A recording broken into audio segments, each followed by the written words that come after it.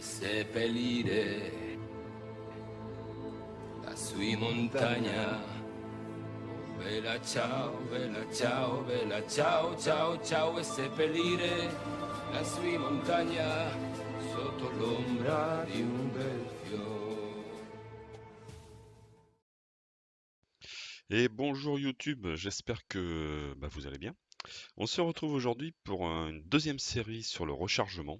Donc on va s'intéresser au rechargement 38 spécial Wattcutter en deux parties. Les présentations des vidéos qui viendront à l'issue. Et la deuxième partie, le coût de ce rechargement. Hein, comme j'ai fait sur le 222 Remington, voir si c'est intéressant. Alors la première chose qu'on fera dans la première vidéo, ça sera le désamorçage et le recalibrage. Donc bien évidemment avec le réglage des outils, le shell holder. Je vais suivre exactement la même mouture que j'avais fait pour le 222. La deuxième vidéo, on s'intéressera à ce qui est évasement, l'évasement de la douille et l'amorçage. Donc avec l'équipement bien évidemment adéquat. Vous verrez, c'est pas compliqué du tout. La troisième vidéo qu'on fera à la suite, donc ça concernera la poudre, comme j'avais fait. Donc qui dit poudre dit bien évidemment le réglage de notre doseuse. Donc ça sera le même principe. Maintenant pour ceux qui n'ont pas vu les vidéos du 222 Remington, parce que peut-être que ça les intéresse pas tout simplement, ou qui n'ont pas de 222 mais qui ont du 38, je vous montrerai un petit peu comment on fait. Et la quatrième et dernière vidéo de cette série, ça sera la mise en place de l'ogive, donc du Wattcutter.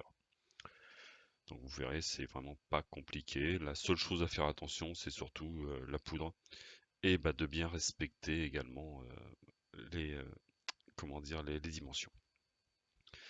Alors concernant le coût de ce rechargement, donc en 38 spécial, vous allez voir que c'est financièrement très intéressant. Alors déjà, moi j'ai fait une super affaire sur les amorces. C'est du Magtech. Donc les 1000, je les ai payés 19,90 € frais de port inclus. Donc là effectivement ça défie toute concurrence. Bon après on a tous nos petits plans à gauche et à droite. Là en fait c'est quoi? On a commandé à plusieurs, je crois 15 000.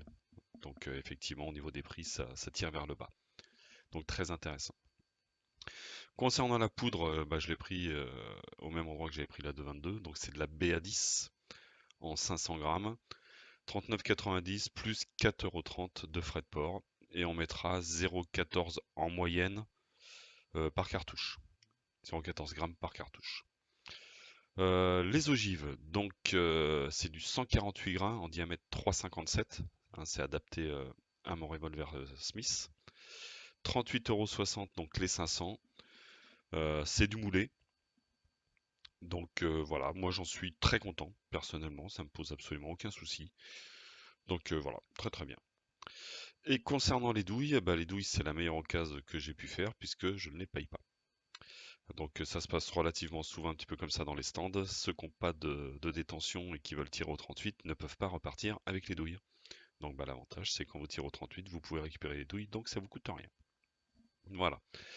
Alors concernant les cartouches manufacturées, en boîte bien évidemment 2,50.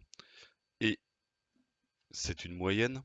Hein, ça dépend bien sûr des armureries, ça dépend si vous allez chercher sur place ou s'il y a des frais de port. Faut compter en moyenne entre 16 et 20 € la boîte de 50. Voilà, entre 16 et 20. Comme je dis, tout dépend de l'armurerie, tout dépend s'il y a des frais de port. À partir du moment où vous faites le rechargement, donc en comptant tout, hein, les amorces, la poudre, sans bien évidemment compter la presse, ça revient à 5,47 € la boîte de 50, soit 10 centimes unité. Donc par boîte, vous faites une économie entre 10 et 15 €. C'est pas négligeable du tout. C'est divisé par 3. Hein. Donc quelque part, oui, c'est intéressant. Voilà pour ce rechargement, cette petite présentation rapide. Écoutez, j'espère que cette vidéo vous aura plu. Si vous avez des questions, n'hésitez surtout pas.